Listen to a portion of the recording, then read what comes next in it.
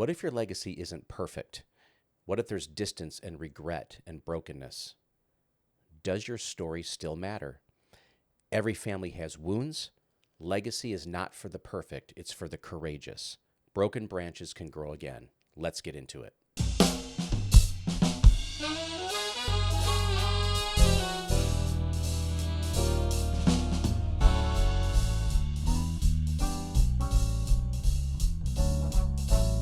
Seventy 70% of the time, it's not because of money. It's because of a lack of communication, right? Isn't it interesting that the deeper the disruption, the deeper the renewal tends to be? Yeah. It's almost like a correlation. The legacy is really about the family, what Jaffe calls their identity, which, maybe we can also say whatever they feel like their purpose and what their foundation is, why they do what they do. Like for our family, our foundation identity comes from. Well, welcome back to the Legacy Life Podcast. This is episode number 40. Thank you, everyone who's been with us up to this point. And if you haven't subscribed yet, if you could please hit that subscribe button and the notification bell. Every Monday, you'll get a new episode, and we're glad to have you along. So, hello and welcome back. Yes. It's it feels like, I don't know, like 2 months since I've seen you, Yeah. Even though it's not been that long. Not been that long, even close, no. No, but it feels that way. Yep. Mm-hmm. Yep. So I hope you're doing well. I'm your dad, just reintroduce ourselves here. Yeah. But no, it's good to be doing this again today. So we're at episode 40. I can't believe it. Yep. It went by fast. Yeah. Yeah. And we're really diving into, I think, a topic that is just really fascinating. And I don't know. It's gotten to, we've talked about different aspects and topics within this that I had given some thought to in my life, but I'm now even giving deeper thought to on behalf for the clients we serve and for our own lives. And I'm really excited about what we've been talking about. Yeah. Yeah. Mm-hmm. So we've been talking about the generational planning, families who've been doing this for a long amount of time, some of the families who have had businesses that have been in existence for a really long time. Yeah. Like 1,300 years and Mm-hmm. so forth. But today, when you talk about this topic, like how does a family make it for 400 years and continue to pass on wealth and values and like that without facing some turmoil? Right. Like a lot of families that I know, including our own, we all face hardship and woundedness and conversations that don't go well. And so what does a family do when legacy seems to go wrong? You're 4 generations in and suddenly there's something happens. Right, because no family is really perfect. Right. Exactly. And I think sometimes too, no family's perfect, which is true. I think sometimes they might feel like it's too late if they're already in a situation where they're like hearing about a topic like this and seeing what opportunities do exist, but they're like, but maybe we're too late because there's estrangement or there's there's disconnect between children and parents and so forth. Right. Jaffe, who we've been quoting a lot, who does a lot of research on these families, says that like 70% of the families who do plan for legacy like this, that if there is plans that do fail, that 70% of the time it's not because of money. It's because of a lack of communication. Yeah. Right? Mm-hmm. And so, first at the outset here, all families experience disruption of some sort. Mm-hmm. Every single one, right? But these families that were able to continue to endure all come across these events where there's disconnect and there's hardship or hard conversations. But he said it's how they recovered that made the difference to continue to build that resilience in them that continue to last and continue to go on and on.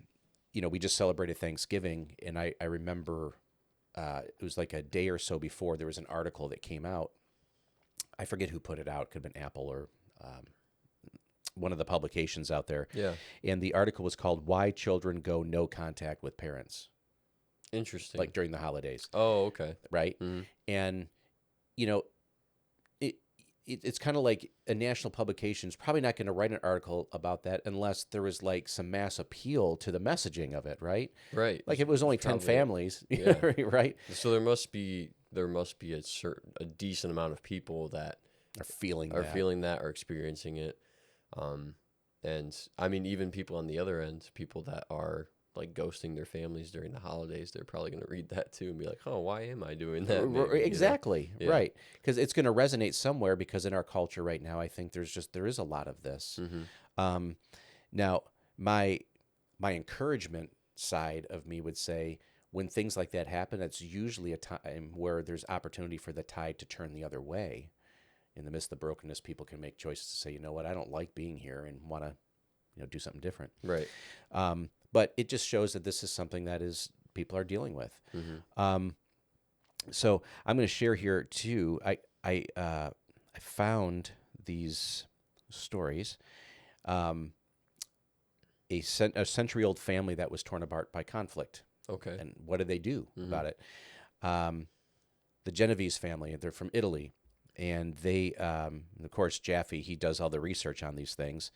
And they had run a successful agriculture business for, I think it was nearly 5 generations. Wow. Yeah. Mm-hmm. It's like almost 200 years. Right? Yeah. So by the late 1970s, so that tells you when they began. Mm-hmm. We're talking about like the 1770s, right? Isn't that amazing? That's incredible. Yeah. 2 branches of the family had completely stopped talking. So there's that communication thing, right? They had there was some sort of a feud over succession, who was supposed to get what, and Yep. okay, and there were some assumptions in there about who Dad loved more. You're his favorite, right? Mm-hmm. And so what that did, because when people don't talk about it, it built underneath that silent bitterness, resentment, those kind of things began to build, right? And so it reached the point where all conversations then had to go through attorneys, right? Not with each other. And at that point, everyone expected that with this being the case, that the family enterprise was going to collapse, basically. Then a big game of legal telephone. Exactly.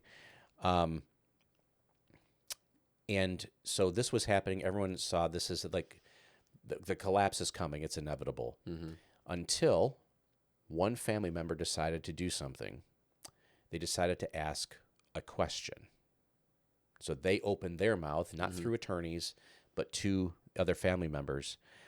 They asked, I think what they did is they wrote a letter and sent it to both branches of the family so everyone could read the letter. Okay. And the question was, what do you want our children and grandchildren to remember us for? Yeah. That was the question. And that question was what broke open the door. Yeah. And so what happened next after that is people started talking. Shocker. Right. Right? And they held their first family meeting in 20 years. So it means they hadn't been meeting since the 50s. Wow. Okay. Right? And in that family meeting, the silence was broken and people just started sharing honestly about how they were feeling. Yeah. They started sharing misunderstandings, fears, their regrets, right? And they said, the healthiness of that conversation said, okay, we're going to create some new rituals for our family for reconnection to make sure that we stay connected because obviously we still love each other and, we're starting to clear the air. There's some reconciliation began to happen. And what they did is they redid a family charter at that moment and it was completely changed. Now the language in it centered on forgiveness. Right. It's centered on unity and transparency. Yeah. It made all the difference. And once that reconciliation was beginning, it not only healed and repaired the family, but it saved the entire enterprise and the business, which I guess would make sense. That would make sense. Right? Because it takes people to run it. It does, yeah. So a family there that had a deep rupture led to deep renewal. And so it's almost, isn't it interesting that the deeper the disruption, the deeper the renewal tends to be? Yeah. It's almost like a correlation. It's not like just kind of half renewal. It's almost like the renewal and the power of it meets the depth of the opposite. Yeah. Mm-hmm. Right? Yeah. I think it's maybe, amazing. Maybe even comes out on top. Right. And is a little bit more so. Yep. Mm-hmm. And I have a couple other stories here too. We won't go into them in this podcast. Maybe we'll save them for other ones. But you know when you go through the store, the Kikkoman soy sauce? Cumin? Yeah. Kikkoman. Oh, okay, yeah. It's a brand. Mm-hmm. I see it at Kroger all the time. Yeah. This is a 400-year family business, by the way. Wow, okay. Yeah. Soy sauce. Yeah. Yeah. Awesome, right? They have a story too of reconciliation. Interesting. So even soy sauce companies. Okay. Okay. Yeah. So that was for you. Okay. Yeah. Now every time you go in and get soy sauce or you use it in your home, now you know. Hey, forgiveness is possible. These people did it. Exactly. Sprinkle it on your food. Let's put a little forgiveness on our rice. On my Kung Pao chicken. Yeah. There we go. All right. So, but there's, as we talk about this, there's going to be people watching, and they might be right in the place where that family was before the family meeting. Yeah. Okay. And so I was thinking about this. There's some fears that people will face around the prospect of, can anything be different? Can we really hope for reconciliation, forgiveness? Because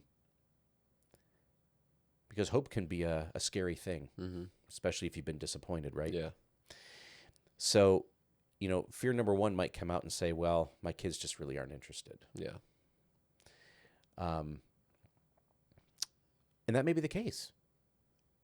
And I would say today that that's okay. Yeah. If that's where they're at. Mm-hmm. Just take a breath and be able to give yourself permission to say, that's okay, that's where your kids are right now. Yeah. Because legacy, after all, is not necessarily, maybe you're running it, and it's not necessarily your business itself, it's the values anyway. And,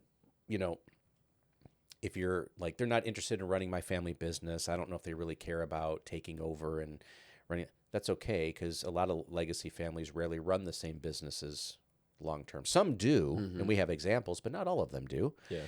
And the legacy is really about the family, what Jaffe calls their identity, which, maybe we can also say whatever they feel like their purpose and what their foundation is, why they do what they do. Mm-hmm. Like for our family, our foundation identity comes from Jesus and who he is.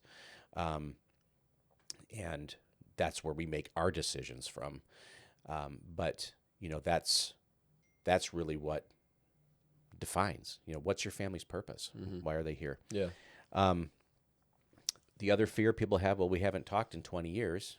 From the 1950s to the 1970s, this family hadn't talked. So I can understand if that's the case, it might feel like really hard to say, what, we're really going to start making a change now? It's been so long. Right. You'd be surprised everyone's moved on, right? How many of those assumptions that you make towards those people over 20 years just aren't even true. Right. And then once you talk to them about it, it's like, oh, wow, like that wasn't even the case. That wasn't the reality of what actually happened. Right. And then people have to deal with the fact, like, I could have done this 19 years sooner. Yep. Right. Yep. Mm-hmm. But yeah, right. A lot of the assumptions that we make during that length of time, whatever it is, really probably have a lot of untruth. Or maybe there was some truth early on, but then as you repeat it, it changes and it becomes something that isn't, Yep. Over time.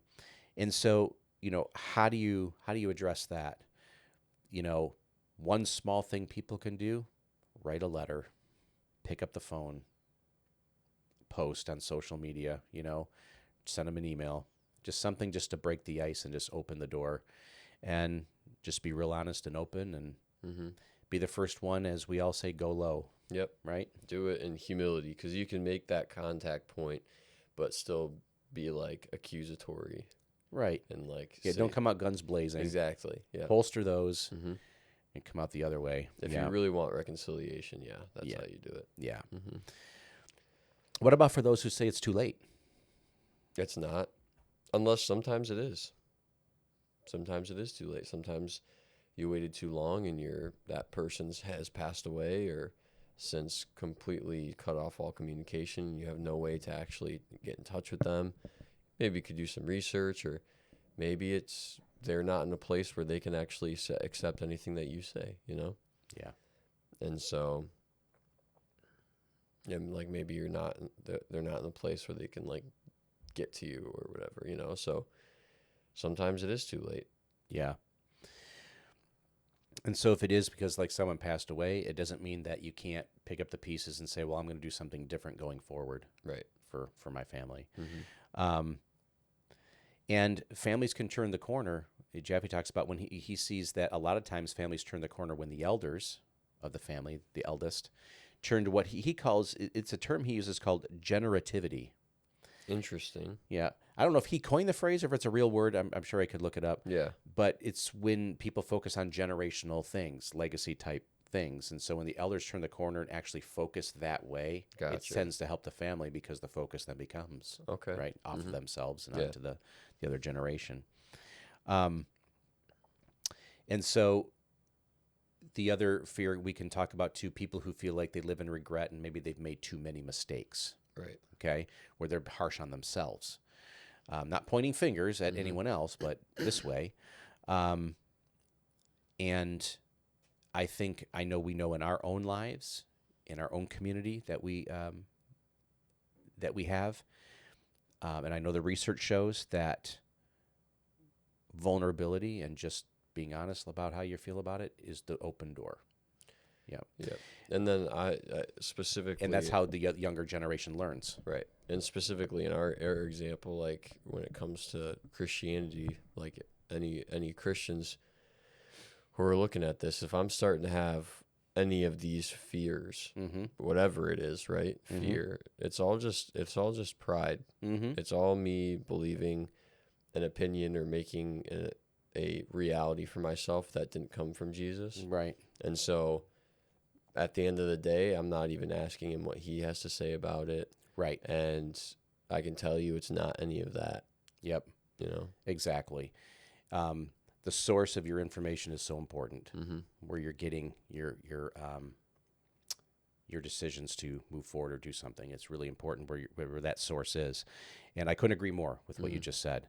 And sometimes those actionable steps that'll come from those conversations by praying through these things and letting your reality, as you call it, be reshaped. Yep.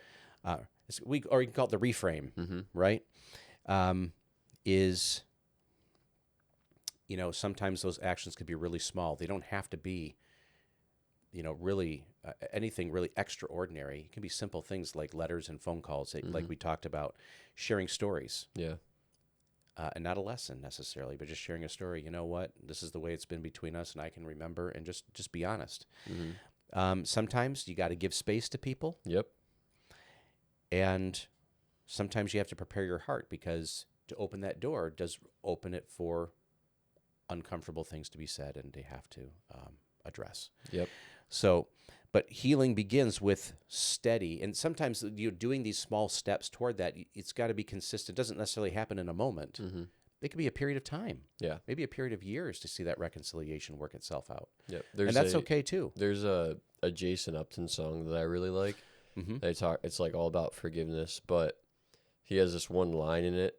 He like does his thing where like he goes from like singing to kind of like talking. Yeah, he totally does that. Yeah. And he says forgiveness is like he's like comparing it to like a garden situation.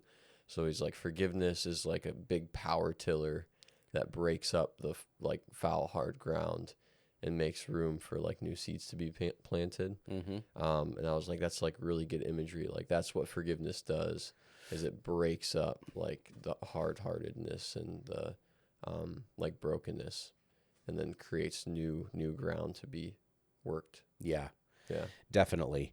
That's really good.